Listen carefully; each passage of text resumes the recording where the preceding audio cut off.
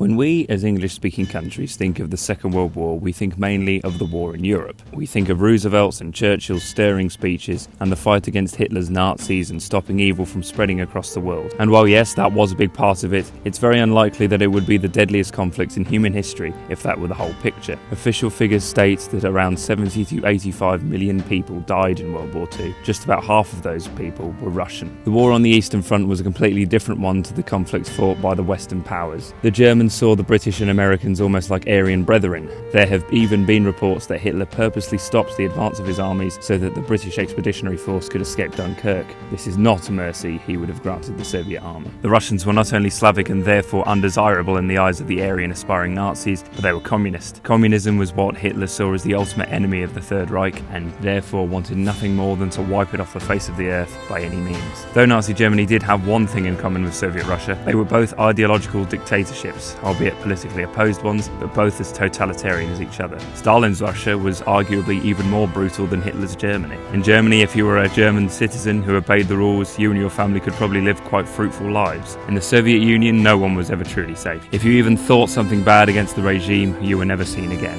In 1942, after a year of invasion and success, the German army reached Stalingrad, a city in the Caucasus which stood between the Nazi advance and the oil fields they desperately needed for resupply. But more importantly, the city bore the name of the Soviet Union's glorious leader. Hitler knew that a victory here would be a death knell in the morale of the Russian people. So began the deadliest battle of the Second World War. Hollywood has made its fair share of brilliant war films. Few, however, cover the war in the East. Saving Private Ryan does show the brutality of war brilliantly, but there's no moral ambiguity to the American armies as they fight the faceless waves of the evil Nazi war machine. The majority of the films you will see based around the fighting in Russia will be made either by German or Russian producers. Stalingrad itself has been covered by a German and a Russian creative team. Both films are simply named after the city. There is one Hollywood film, however, that did show the brutality of the Battle of Stalingrad. That film is Enemy at the Gates, one of the most underrated war films ever made. Jude Law stars as Vasily Zaitsev, a young man from the Russian countryside who's thrown onto the front lines without so much as a gun, only 5 bullets. After surviving a suicidal assault, he meets Commissar Danilov, played by Joseph Fiennes, to whom he demonstrates his amazing abilities with a rifle. As Danilov is in charge of propaganda, he lifts Zaitsev up in the media and uses his heroism to improve the morale of an army on the brink of giving up completely in the face of hopeless odds. To combat this, the Germans bring in their own sniper, Major Koenig, played by Ed Harris. What follows is a game of cat and mouse between two excellent marksmen. Unlike Private Ryan, Vasily Zaitsev was a real man. He was a real sniper who really killed 225 German soldiers. Everything else in this film probably isn't real, of course, but that doesn't matter because the truth of Stalingrad and what its people went through is present here. Suffering is a common occurrence in this film, whether it be from war, collateral damage, or from the blind loyalty to a regime. What's most present in Enemy at the Gates, though, is propaganda. The film makes complete use of the fact that at both sides of this battle are totalitarian governments to whom nothing matters except ultimate victory. The majority of the plot is as a result of Danilov's control of words and news, using Zaitsev as a symbol to push waves of soldiers to ultimately sacrifice themselves over what is essentially a piece of land with an important name. If it wasn't for the Russians' propaganda machine, then the Germans would never have had to bring in Major Koenig, and some of the most tragic events of this film would never occur. The Germans also use propaganda against the Russians. They speak eloquently to them about what they're fighting for from their speakers and try to convince them to fight for them instead, or to just give up entirely. This film shows the power of words at their darkest, and this is something that's very relevant today. This film was quite early in Jude Law's career, though he had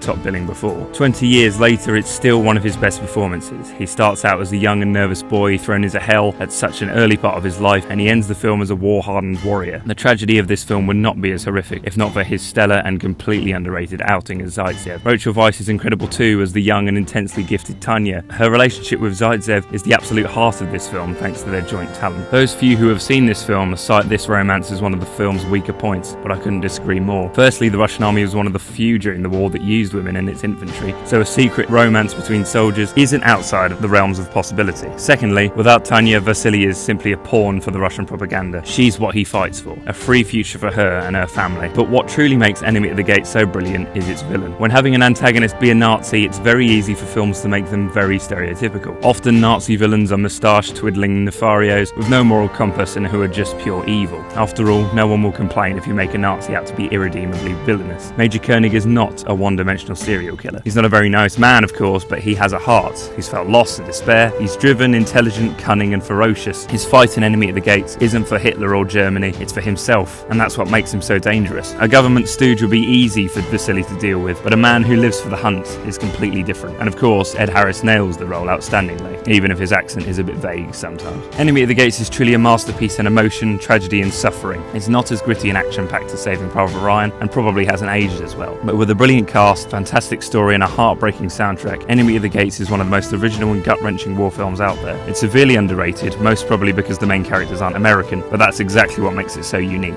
It shows you an even darker perspective of the world's darkest hour that could never have been seen from English-speaking eyes. Watch it and see something you'll never forget.